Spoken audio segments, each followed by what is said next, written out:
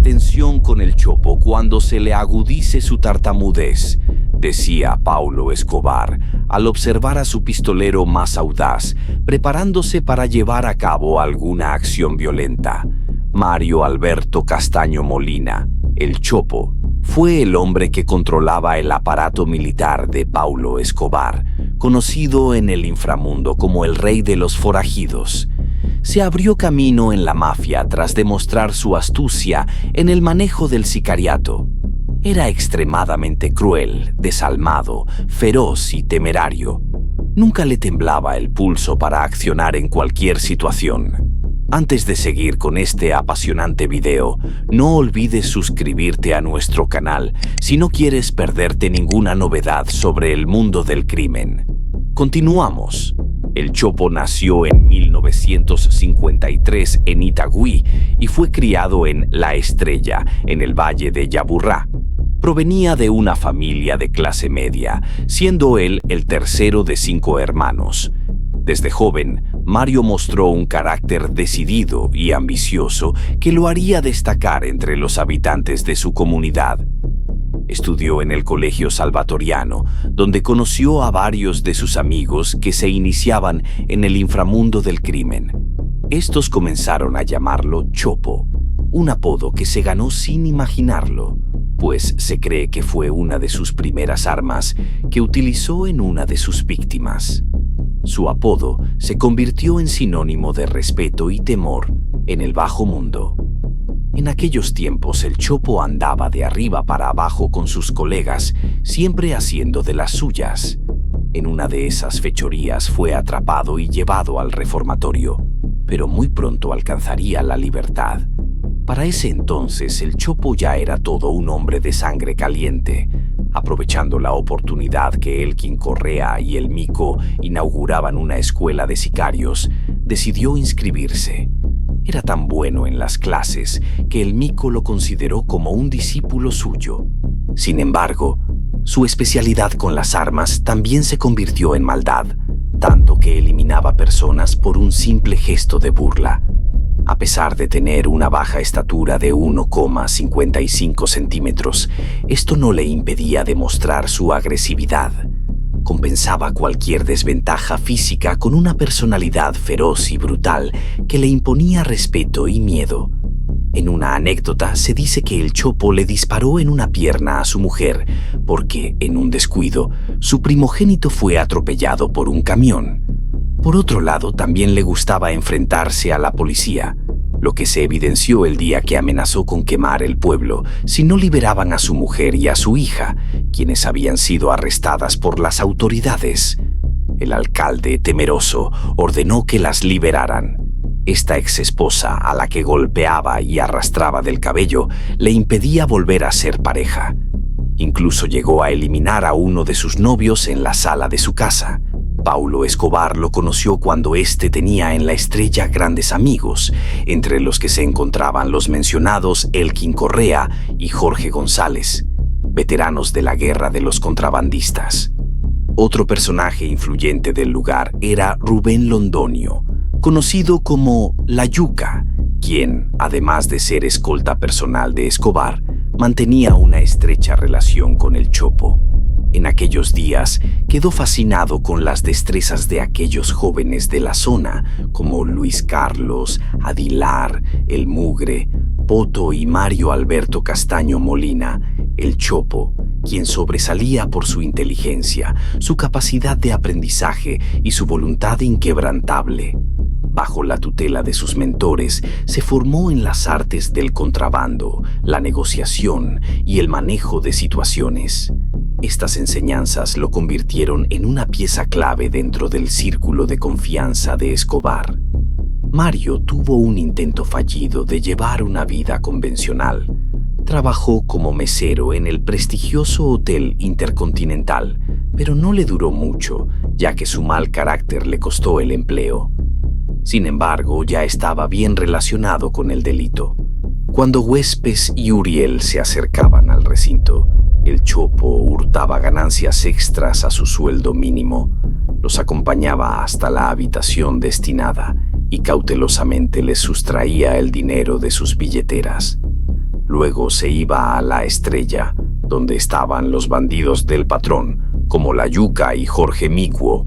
Con ellos solía tomarse un trago en el bar Los 13 Botones, propiedad de Elkin Correa, un lugar emblemático donde se reunían figuras del contrabando y el crimen organizado, escuchando y bailando Juanito Alemania, una canción que le encantaba y que reflejaba su vida. Pero no solo era bravo, también lo dominaba la vanidad. En cierta ocasión llegó al mismo bar y al encontrar a Elkin Correa estrenando ropa de pies a cabeza le dijo: «Yo al lado tuyo parezco un mayordomo». Inmediatamente salió a un almacén exclusivo y se vistió también de pies a cabeza. Al regresar, muy engreído, lo miró desafiante y dijo: «Ahora sí podemos andar juntos, papacito», y se sentó a tomar aguardiente. Pronto, el Chopo pasó de ser un joven ambicioso a convertirse en uno de los hombres más peligrosos y respetados de la región. Su conexión con Paulo Escobar y su capacidad para adaptarse a las situaciones más adversas le otorgaron un lugar privilegiado en el cartel de Medellín. Bandidos como él se ganaron a pulso el control de cada una de las bandas que delinquían en toda Antioquia y el respeto con acciones que desplegaba. Cuando fue parte del grupo Muerte a Secuestradores, se vestía con prendas del ejército y se convirtió en cabecilla de una banda de pistoleros conocidos como Los Quesitos. Con las inspiraciones del doctor había mucho trabajo por hacer. El Chopo se consolidó rápidamente como la sombra de Paulo Escobar. Su lealtad hacia el patrón era absoluta, un rasgo que lo colocó en la élite del cartel de Medellín. Mario llevaba consigo un orgullo evidente por su posición dentro de la organización, sintiéndose honrado de ser uno de los hombres de confianza de Escobar. Su presencia se volvió indispensable en las operaciones más delicadas del cartel, donde su habilidad para actuar con precisión y su carácter implacable lo hacían destacar. A medida que el cartel de Medellín expandía su influencia y alcanzaba niveles de poder sin precedentes, en 1984, Vinina, La Yuca, Otu y El Chopo dirigieron a los lugartenientes Darío Guisado y Bayrón Velázquez, quienes serían los autores de eliminar a Rodrigo Lara Bonilla, una acción que estremeció al país. El lugarteniente se encomendó a María Auxilia, ahora besó la estampa, se la acomodó a los calzones y así comenzó la primera gran guerra del cartel. Sin embargo, un error cometido ocurriría en el operativo, ya que uno de ellos fue capturado. Hasta Pinina llegó a creer que el patrón los eliminaría a todos para romper los seguimientos, pero no fue así. Cuando los rastreos llevaron a la policía a la casa de los suegros del Chopo, su suegro, que lo consideraba un vicioso animal y lo odiaba, fue el primero en señalarlo. Dijo: «Él es escolta de Escobar». Y sí, él participó en el operativo. Además de señalarlo, entregó a las autoridades un conjunto de fotografías que identificaban al Chopo y que, con el tiempo, se convirtieron en documentos históricos de su vida delictiva. Sin embargo, su adicción a la cocaína y al licor lo consumían. Era un gatillo alegre que solía burlarse de sus víctimas y de los gestos que hacían los moribundos.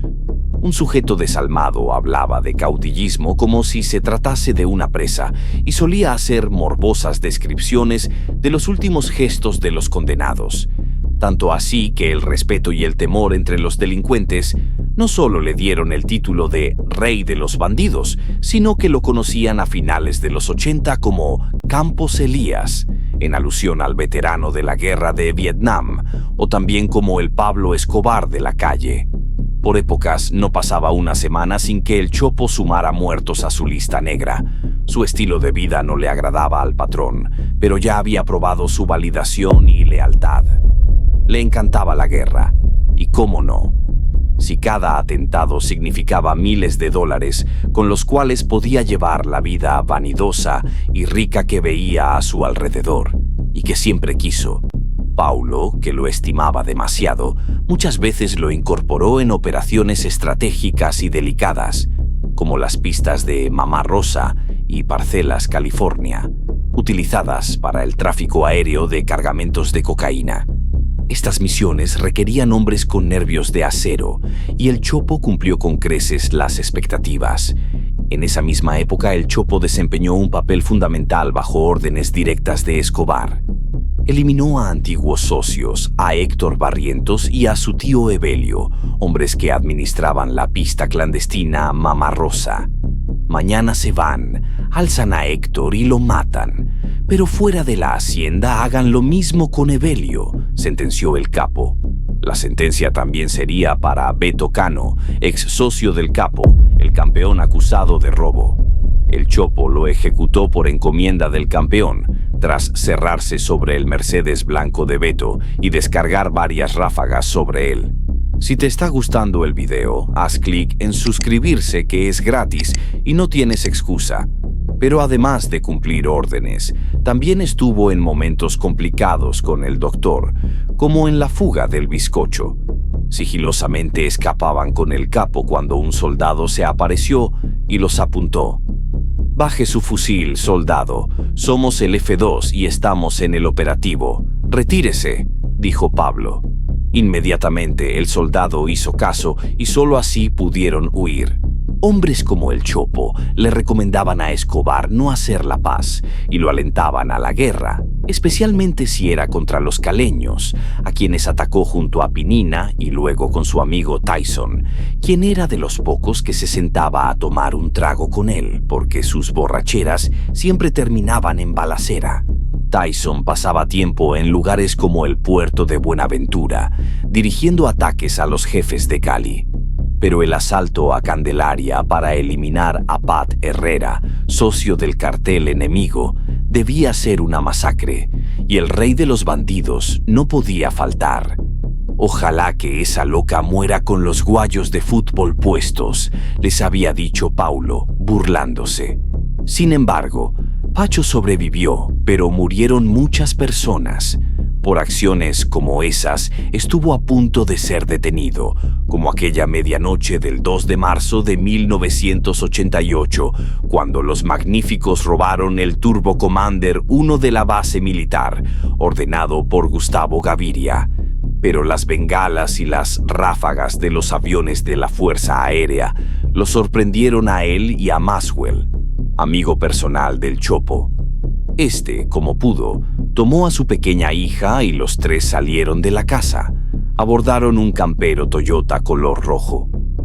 A pesar de la premura, tuvieron que esperar varios minutos hasta que los trabajadores de alias HH montaron en el vehículo varios equipos de radiocomunicación que de ordinario permanecían en la pista de la hacienda. El Chopo luego tomó la decisión de seguir con su hija hacia Medellín, detrás del amor hacia su niña, como ningún otro lugarteniente del cartel. El Chopo seguía sintiendo una atracción morbosa por el crimen. Se divertía narrando homicidios, cuentos de los que era autor y atentados que había preparado contra el cuerpo élite de la policía. Era el primero de cuantos él mismo había organizado y ejecutado. Una mañana de octubre de 1989, el Chopo y dos de sus agentes habían puesto un artefacto en la sede del periódico Vanguardia Liberal. La orden había partido de Paulo Escobar. Vanguardia Liberal se nos está convirtiendo en otro espectador. Ese atentado había dejado 2 víctimas mortales y pérdidas millonarias, pero jamás podría equipararse al que se accionó en la tarde del miércoles 11 de abril de 1990 en el puente Tequendama. El hecho cegó la vida de 8 policías y 8 transeúntes. Sin que lo anterior fuera poco, también dio la tarea a Enchufe y a Pájaro de secuestrar a la hija del expresidente Isario de Tancuro. Van a haber 300 millones si la alzan y 150 si la eliminan. Ustedes escogen, les dijo. La operación falló, pero la víctima se llevó un buen susto que nunca olvidó. De similar forma, participó en el plagio al hijo del dueño de la empresa Media Crisol, cuando junto a sus lugartenientes y guiado por la monja voladora, retuvieron al agraviado. No obstante, el secuestrado fue liberado después de pagar una fortuna. Acto seguido, el Chopo sería el responsable de la baja del exministro L. Murtra, que se había batido contra las sentencias antinarcóticos. Le voy a dar 100 millones de pesos por la vuelta, pero usted me responde que quede bien hecha porque es mucha plata. La lotería de Medellín paga 80 millones de pesos y yo le voy a dar 100. Haga de cuenta que se ganó la lotería, le dijo Escobar al Chopo. Fue así que se cumplió la predicción. La noche del 30 de abril de 1991, Murtra salía a dictar la última hora de cátedra. Caminaba por la avenida en busca de un taxi cuando los pistoleros lo sorprendieron, pero sobre la acera con varias laceraciones de bala. Para 1991, el Chopo tenía más de 35 años. Había sacado una barriga notoria y gustaba de dejarse crecer el bigote y la barba. Los pómulos ocultaban su calvicie con pelucas y abundante cabello de color negro, y se había realizado un tatuaje de águila de colores en el brazo izquierdo. Para julio de ese año se acordó la paz con el gobierno, pero ello no le significó descanso para su pistola, ya que un gran plan entre varios miembros del cartel, con Hernandia de Nao, y en el que participaron miembros de otras bandas. El Chopo dirigió la eliminación del jefe paramilitar, Henry Pérez. La confianza con Escobar estaba ganada, pero algunos, como el Mugre, lo veían como rival. El Chopo no solo era el rey de los bandidos, sino de la vendetta.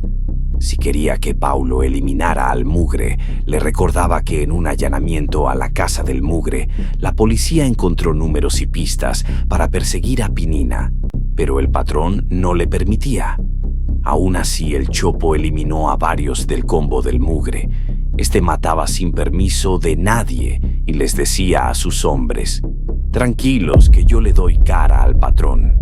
Y se excusaba con Pablo. Decía: «Le di de baja por sospecha comprobada. Me estaban delatando en la brigada». En una de esas, Pauli mugreaban unas grabaciones. «Esa es la voz de la exmujer del Chopo», le dijo Aguilar. Al igual que Juanito Alemania, a él nadie lo denunciaba, excepto Ana, cansada de los golpes y a quien estuvo a punto de matar, como aquella vez que le dio un tiro en la pierna por un descuido con su hijo. Al enterarse, por medio de alias La Modelo, que una amante de Ana lo mandó a quebrar, no solo ejecutó, sino que a ella le dio la golpiza del año. A pesar de todo, el Chopo también tenía un lado familiar que pocos conocían. Tuvo 4 hijos con Ana, la única mujer que lo llevó al altar, demostrando que incluso en la figura del rey de los bandidos había espacio para un afecto genuino hacia su familia. Este contraste entre su vida pública y privada deja su personalidad mostrando que, más allá del ejecutor implacable, había un hombre con una profunda conexión emocional con los suyos. Pero también nadie quería tener problemas con el Chopo. Algunos recordaban que, por orden de Paulo, mandó a eliminar a Rubén Londonio, la temible Yuca, por alzado. También le tocó eliminar a su mentor después de una reunión de la cúpula de Medellín, donde se aprobó su sentencia de muerte. El MCO fue ejecutado en mayo de 1991, a los 48 años de edad, en una caballería de su finca, por uno de sus alumnos más aventajados, el Chopo, en compañía de sus bandidos, el Titi y Comanche. El Chopo había ganado fortunas, pero se sentía todo un capo y quería más. Un día de enero de 1992, en el estadero Los Cristales, el Chopo, mientras acariciaba el anillo de oro con incrustaciones de diamante que llevaba en el anular de la mano izquierda, sugirió lacónicamente el exterminio de los Galeán y Moncada. Dijo que ellos no estaban cooperando con el patrón, que el patrón no podía con los gastos de la catedral y que ellos, como lugartenientes, estaban aguantando hambre. pero que los Galián y Moncada estaban acumulando una fortuna, ya que ellos, para ese momento, eran los que estaban manejando las rutas del cartel. Desde entonces, la idea martillaba entre los lugartenientes del cartel, pero ni el Chopo ni otros esperaban un desenlace como el que se precipitó en julio del 92. Por cuenta del asalto a la caleta de los Moncada, Galeano, alias Titi, pistolero de la organización del Chopo, descubrió una caleta del negro Galeano con 23.7 millones de dólares que, entre otras cosas, se estaba pudriendo, ante lo cual su jefe lo autorizó a robarla. En los operativos que se accionaron en el RO de la caleta, torturó y eliminó a numerosos sospechosos. Se descubrió que todo había sido autorizado por el mismo Paulo Escobar. Galeano subió a la catedral para reclamar airadamente la evolución de los dólares y pronto se dio cuenta de que Escobar, asusado por sus bandidos, había decidido eliminarlo. La poderosa estructura de los galianos fue destruida por el capo de capos en la llamada Purga de la Catedral mediante una sangrienta operación que duró poco más de 3 días. Esto es un fujimorazo. Los bandidos dimos un golpe de estado. Acabamos con esos perros de Kiko y el negro porque ellos nos querían esclavizar. Nosotros le dijimos a Pablo lo que íbamos a hacer y él nos autorizó porque este par nos tenían aguantando hambre y nosotros y él habíamos hecho un compromiso con ellos. Nosotros guerreamos en contra de la extradición y Pablo se metía a la cárcel, pero ellos no nos colaboran con el negocio. Nosotros no hemos sacrificado todo el tiempo en esta guerra. Usted sabe que yo eliminé a Lara Bonilla y que hicimos el secuestro de Carlos Mauro Hoyos con Popeye. Nosotros eliminamos ministros, gobernadores, alcaldes y policías. Usted sabe que nosotros somos más de 10,000 bandidos. Nosotros manejamos todos los combos. A nosotros no se nos mete nadie y el que se nos meta lo barremos, le dijo el Chopo a un trabajador de los Moncada. El Chopo había comenzado una nueva purga que traería la segunda gran guerra del cartel. Para 1993, a Castaño le habían eliminado muchos compinches, como el Palomo, y muchas redes terroristas fueron desmanteladas. La guerra se puso fuerte, más de lo que le gustaba, y trajo una nueva campaña de recompensa con su foto incluida.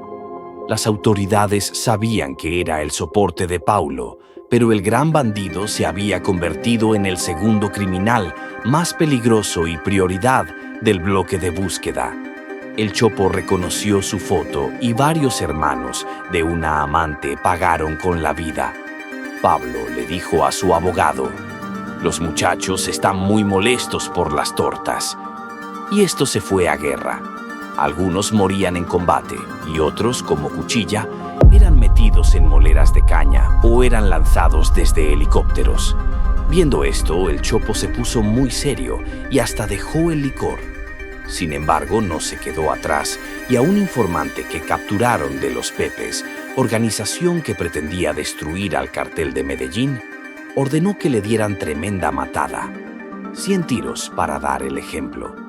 Su red terrorista estaba integrada por lugartenientes como Juan Caca, el Tite, Niangas, a quien le encargó bombardear Bogotá, y Boliqueso, el estrangulador, quien fue capturado y ahora estaba con los Pepes y la policía, señalando y delatando. También sus cuñados, hermanos de su reciente novia Ángela. El Chopo se movía donde menos lo imaginaban. En pleno centro de Medellín, la segunda semana de marzo, se realizaron más de 300 allanamientos. Pero mientras le perseguían, él no tenía problemas en ir al cine o salir a las calles con Ángela. Después de todo, se daba el lujo de entrar y salir de su apartamento y nadie lo reconocía. Paulo se reunía allí con él. Entretanto, las revelaciones de Boliqueso acercaron al bloque de búsqueda y los Pepes al ala terrorista que era manejada por el Chopo. Bajo la ley del miedo les decía: «Al que me entregue o me delate, lo elimino». Pero su suerte ya estaba contada. Las autoridades capturaron a varios hombres en la mañana del 19 de marzo de 1993, incluyendo a Juan Caca, que aceptó colaborar luego de que lo apretaran un poco. Se preocupó, sobre todo, de que su rencoroso jefe no sobreviviera. Yo sé dónde está el Chopo. Tengo una reunión con él. Tienen que eliminarlo porque si no, él nos barre con la familia a todos. Posteriormente, el bloque de búsqueda y miembros de los Pepes entraron al edificio y subieron al piso 20. El Chopo tenía una gran ventana abierta y la puerta del cuarto cerrada, donde se encontraba recostado viendo las noticias con sus pistolas muy cerca. Por ello, le fue difícil percatarse de que un comando había abierto la puerta. Cuando intentaron entrar a la habitación, empezó a salir fuego desde adentro, una y otra vez. Ráfagas tras ráfagas derribaron la puerta, y los primeros que entraron dispararon una lluvia de balas en su cuerpo. Eliminándolo a sus 40 años, fue el último campo de batalla del hombre de la guerra, de la que se proclamó el guerrero del cartel. Ya lo único que le temía era la cárcel. Los que abatieron al Chopo debieron demostrar que estaban preparados para disparar en ráfagas y acertar, pues la fiscalía lo vio como un asesinato. A Juan Caca, primo de la Yuca, acostumbraba a delatar a sus amigos. Lo ejecutaron tiempo después con un tiro en la boca, con un letrero que decía «por sapo». La muerte de Castaño fue el papa de los golpes, muy al gran bandido, decían.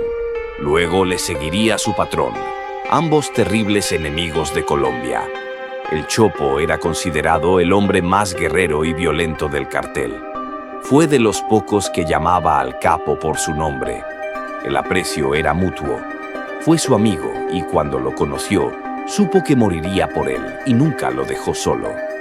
Se cree que su cuerpo reposa en La Estrella, Antioquia, lugar donde se crió. Algunos creen que murió cumpliendo su misión, pero fuera de eso, la muerte del Chopo y Escobar no terminó con la violencia. Le seguirían otros que, como ellos, son símbolos de los antivalores. La vida del Chopo es un testimonio de cómo el poder, la ambición y la violencia pueden consumir la existencia de una persona, llevándola a lo más alto en el mundo del crimen, pero también a una caída inevitable y trágica. La historia del Chopo es un claro ejemplo de cómo el poder, la violencia y la ambición pueden definir el destino de una persona, llevándola desde las sombras del crimen hasta convertirse en una de las figuras más temidas del cartel de Medellín. Sin embargo, como todos los imperios construidos sobre el miedo, su caída fue tan inevitable como dramática. Si te ha apasionado esta historia tanto como a nosotros, no dudes en compartir tus pensamientos en los comentarios. Queremos saber qué parte te impactó más. Sus inicios como joven rebelde, su crueldad implacable o ese lado familiar que pocos conocieron. Si disfrutaste del video, te invitamos a darle me gusta y a compartirlo con quienes también aprecien estos relatos históricos. Además, no olvides suscribirte a nuestro canal para no perderte nuestros próximos documentales, donde cada semana exploraremos más perfiles de figuras que han dejado huella en la historia del crimen organizado. Activa la campanita de notificaciones para ser el primero en ver nuestros nuevos videos.